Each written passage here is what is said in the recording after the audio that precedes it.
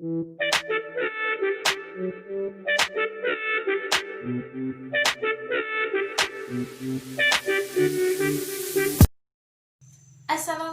warahmatullahi wabarakatuh. Apa kabarnya adik-adik? Semoga kalian dan kita semua selalu dalam keadaan sehat dan bahagia. Amin. Bertemu lagi dengan kakak Kak Murni. Di video sebelumnya kita sudah belajar tentang sistem koordinat, di mana saat itu kita belajar tentang menentukan kedudukan suatu titik terhadap sumbu X dan sumbu Y. Nah, di video kali ini kita masih membahas tentang sistem koordinat, tapi kita tidak menentukan suatu titik lagi. Kita sekarang akan menentukan kedudukan suatu garis terhadap sumbu X dan sumbu Y. Nah, untuk bisa lebih memahami lagi, kita lihat gambar di samping. Ya, di samping ada garis-garis berwarna biru di atas dan di bawah sumbu X. Lalu posisi garis-garis berwarna biru, garis L1, L2, L3, dan L4 itu apa terhadap sumbu X dan sumbu Y? Ya, dari gambar di samping terlihat bahwa semua garis L dari L1, L2, L3, dan L4 yang berwarna biru tersebut merupakan garis yang sejajar dengan sumbu X, di mana posisinya itu sejajar dengan sumbu X di atas dan di bawah sumbu X. Dan itu artinya garis berwarna biru atau garis L1, L2, L3, dan L4 tersebut merupakan garis yang tegak lurus dengan sumbu Y, di mana sumbu Y itu berdiri seperti ini dan garis berwarna biru seperti ini. Jadi, garis berwarna biru itu atau garis L1, L2, L3, dan L4 itu adalah garis yang tegak lurus dengan sumbu Y, atau garis itu jika digabungkan dengan sumbu Y akan membentuk suatu sudut siku-siku, yaitu 90 derajat. Ya, jadi jika ada garis yang berada di atas dan di bawah sumbu X yang letaknya seperti tadi, itu dinamakan garis yang sejajar dengan sumbu X atau garis yang tegak lurus dengan sumbu Y. Kemudian kita akan melihat gambar selanjutnya. Ya, gambar di samping ada garis M1, M2, M3, dan M4 yang berwarna hijau. Jadi posisi garis M1, M2, M3, dan M4 itu terhadap sumbu X dan terhadap sumbu Y itu bagaimana? Ya, dari gambar di samping terlihat bahwa semua garis M dari M1, M2, M3, dan M4 itu merupakan garis yang sejajar dengan sumbu Y, karena letaknya berada di samping kanan dan samping kiri sumbu Y. Dan itu artinya semua garis yang berwarna hijau atau garis M1, M2, M3, dan M4 itu merupakan garis yang tegak lurus dengan sumbu X, di mana sumbu X letaknya seperti ini dan garis-garis tersebut seperti ini. Jadi garis-garis itu adalah garis yang letaknya atau posisinya itu tegak lurus terhadap sumbu X, ya, karena dia membentuk sudut 90 derajat. Nah, sekarang coba perhatikan gambar di samping.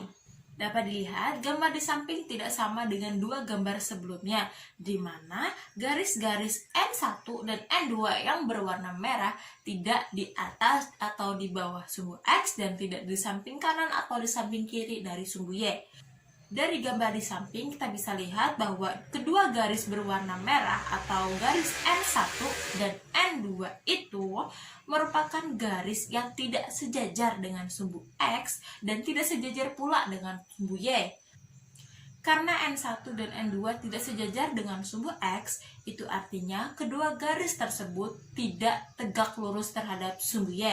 Kemudian, kedua garis tersebut juga tidak sejajar dengan sumbu Y. Jadi, kedua garis tersebut juga tidak tegak lurus terhadap sumbu X.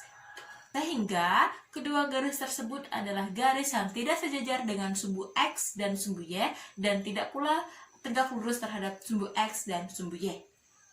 Agar kalian dapat lebih memahami ketiga gambar yang sudah kita lihat tadi, kita akan membahas contoh soal. Soalnya ada di samping.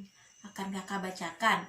Diketahui titik A 3,-2, titik B 3,-6 dan titik C -5,3. Nah, pertanyaannya yang pertama, jika dibuat garis melalui titik A dan B, bagaimana kedudukan garis tersebut terhadap sumbu X dan sumbu Y? Terus, pertanyaan yang kedua, jika dibuat garis melalui titik A dan C, bagaimana kedudukan garis tersebut terhadap sumbu X dan sumbu Y? Dan pertanyaan yang terakhir, jika dibuat garis melalui titik B dan C, bagaimana kedudukan garis tersebut terhadap sumbu X dan sumbu Y? Jadi, ada 3 langkah yang harus kita selesaikan. Langkah yang pertama, kita akan menggambar bidang koordinat kartesius yang memuat 4 kuadran. Bagaimana gambarnya? Gambarnya itu seperti gambar di samping. Nah, untuk pertama-tama kita akan membuat bidang koordinat kartesius seperti gambar di sampingnya yang memuat 4 kuadran. Ada kuadran 1, kuadran 2, kuadran 3, dan kuadran 4. Kemudian langkah yang kedua, kita harus menentukan titik-titik yang diketahui. Tadi sudah diketahui di soal ada titik A, titik B, dan titik C. Di mana titik A tadi berada di 3,2. Yang artinya 3 adalah angka yang ada di sumbu X dan 2 adalah angka yang berada di sumbu Y. Kita gambarkan. Ya, titik A ada di 3,2, ya seperti gambar samping. Kemudian titik B ada di 3,-6, yang artinya 3 adalah angka yang ada di sumbu X dan -6 adalah angka yang ada di sumbu Y, seperti gambar di samping. Yang selanjutnya adalah titik C yang ada di -5,2, di mana -5 ada di sumbu X dan 2 di sumbu Y, seperti gambar di samping. Setelah kita menentukan titik A, titik B, dan titik C, kemudian kita masuk ke langkah yang ketiga, di mana langkah tersebut kita harus menyesuaikan dengan pertanyaan-pertanyaan di atas. Yang pertama, kita harus membuat garis melalui titik A dan B, seperti gambar di samping. Nah, ini garis yang melalui titik A dan B, ya, yang menghubungkan antara titik A dan titik B. Kemudian garis yang melalui titik A dan titik C.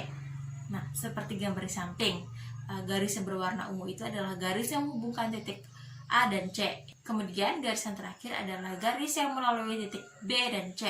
Seperti gambar di samping, garis yang berwarna merah adalah garis yang menghubungkan antara titik B dan titik C, ya. Dari gambar ini kita bisa menjawab 3 pertanyaan tadi sekaligus. Jadi jawaban yang pertama tadi adalah garis yang berwarna hijau, di mana garis yang melalui titik A dan B adalah garis yang tegak lurus terhadap sumbu X dan sejajar terhadap sumbu Y. Kemudian jawaban untuk pertanyaan yang kedua atau pertanyaan yang B, garis yang melalui titik A dan C adalah garis yang sejajar terhadap sumbu X dan tegak lurus terhadap sumbu Y. Untuk pertanyaan yang ketiga adalah garis yang melalui titik B dan C, artinya garis yang berwarna merah tadi. Ya, garis yang melalui titik B dan C tidak sejajar dan tidak tegak lurus terhadap sumbu X maupun sumbu Y. Untuk kalian latihan di rumah, perhatikan gambar di samping. Garis L pada gambar merupakan garis yang melalui titik A 3,-5, ya, seperti gambar di samping. Gambarnya bisa dilihat. Dari gambar di atas, isilah tabel di bawahnya dengan memberikan tanda centang pada kolom iya atau tidak. Jadi pertanyaannya ada 2. Yang pertama, garis L merupakan garis yang sejajar dengan sumbu X. Jadi kalian pilih iya atau tidak. Kalau jawabannya iya, beri tanda centang pada kolom iya. Kalau jawabannya tidak, beri tanda centang pada kolom tidak. Kemudian pertanyaan yang kedua, garis L merupakan garis yang sejajar dengan sumbu Y. Jawabannya seperti tadi, bisa kalian centang di kolom ya atau centang di kolom tidak. Ya, demikianlah pembelajaran kita pada hari ini tentang posisi garis terhadap sumbu X dan sumbu Y. Semoga pembelajaran kali ini dapat kalian pahami dan semoga pembelajaran kali ini dapat bermanfaat, ya. Jangan lupa jaga kesehatan kalian di rumah dan terus belajar. Jangan malas-malasan meskipun belajarnya di rumah. Ingat, pendidikan itu tidak pernah berubah. Pendidikan itu tetap penting. Meskipun kita di rumah aja, jangan lupa belajar. Jangan lupa berdoa, semoga pandemi COVID-19 ini cepat berakhir dan kita bisa sekolah seperti biasanya. Jangan lupa belajar untuk materi selanjutnya. Jika di dalam materi kali ini kalian tidak memahami atau kurang memahami, kalian bisa komen di kolom komentar di bawah ya. Cukup sekian yang dapat kakak sampaikan. Salah hilaf mohon maaf. Wassalamualaikum warahmatullahi wabarakatuh.